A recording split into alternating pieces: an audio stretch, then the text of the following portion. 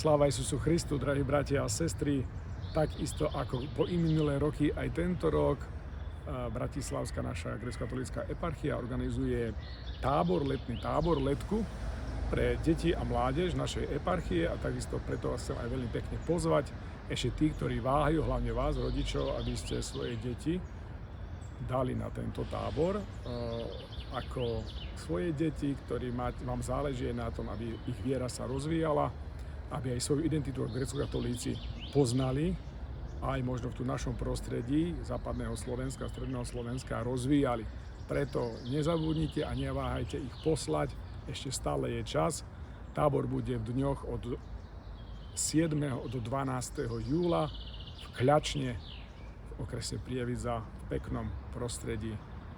Všetkých vás srdečne vítame, kde budeme prítomní aj my vladykovia, ako ja aj vladyka, takisto aj vladyka Peter, eparchiálny bratislavský biskup. Sláva Isusu Christu.